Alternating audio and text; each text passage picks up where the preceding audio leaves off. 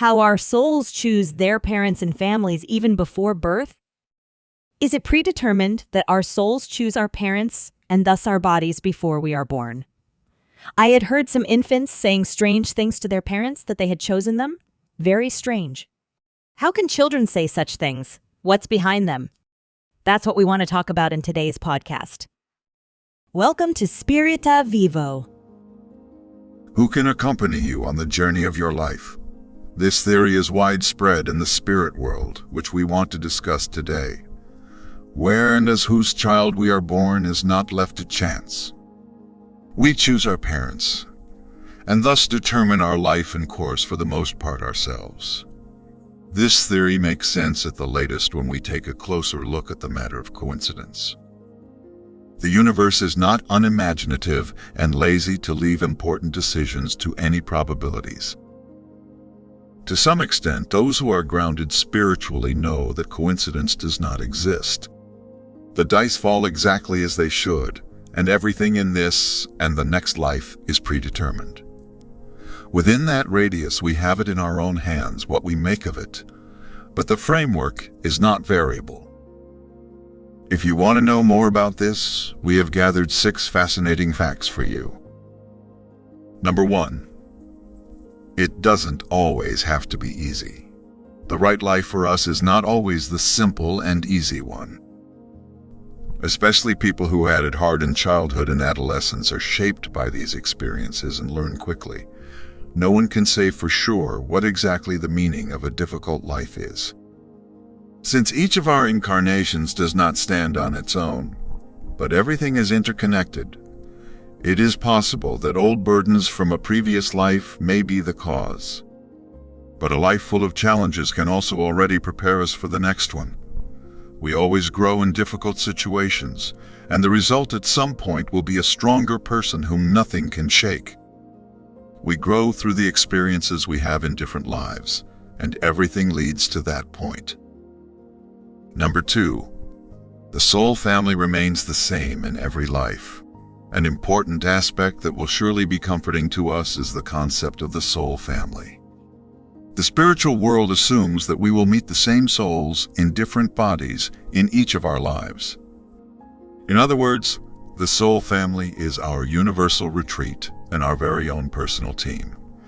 It is at our side forever and ever and fulfills roughly the same tasks in each reincarnation. Don't be surprised if this doesn't just mean people who spread roses and pave the way for you. Besides the friends and mentors, the lovers and the protectors, there are, of course, also the opposite poles against whom we have to rub up and who serve us to test our limits. No matter which human family your soul has chosen to grow up with, its soul family will never leave you. Number 3. Parents and places of residence. One may calmly look at the matter of soul contracts as pragmatically as its counterpart in our real world. A contract is a legal document. It can be long or short, understandable or highly obscure. What counts are its contents. In the choice of our parental home to which we send our soul on the next journey to Earth, not only the acting persons decide, but also the place where they live is of importance.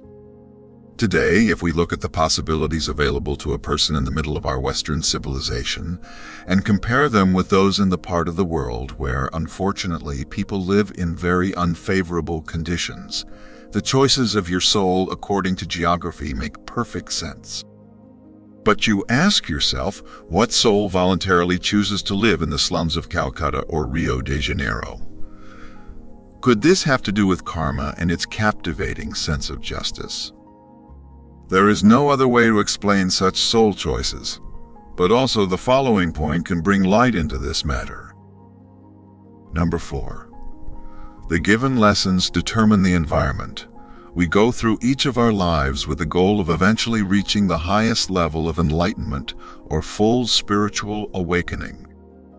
Only when we reach the zenith of understanding and knowledge can our soul find eternal peace or enter eternal life.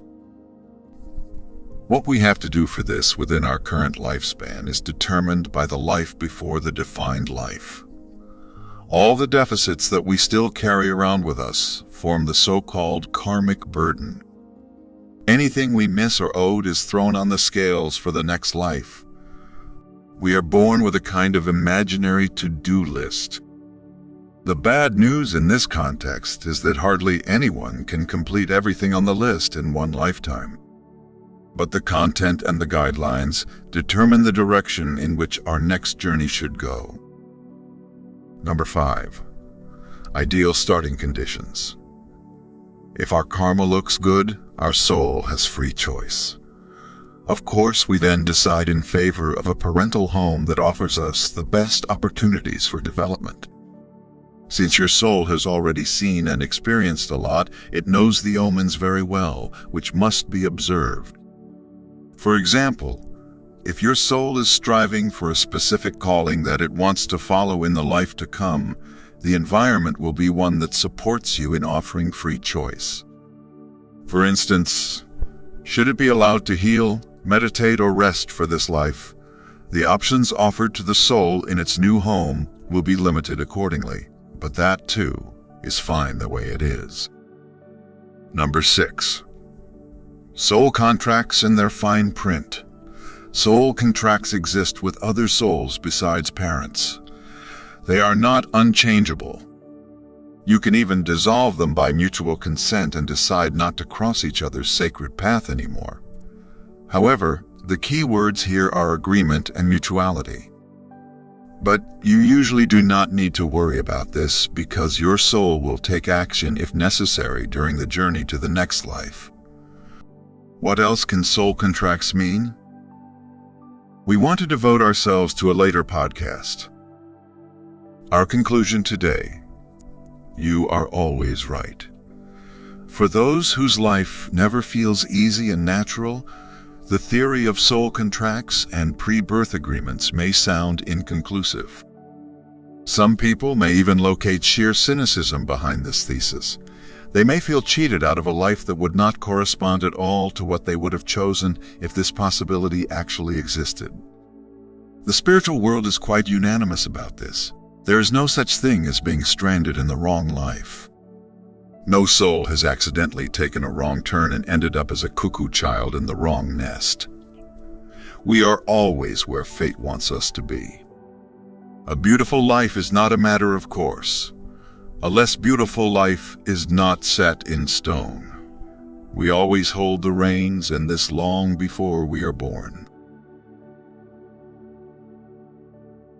If this podcast inspired you and you liked it, feel free to give us a thumbs up and subscribe to our channel to never miss an episode. We would appreciate it very much. Thank you, and see you soon on our channel.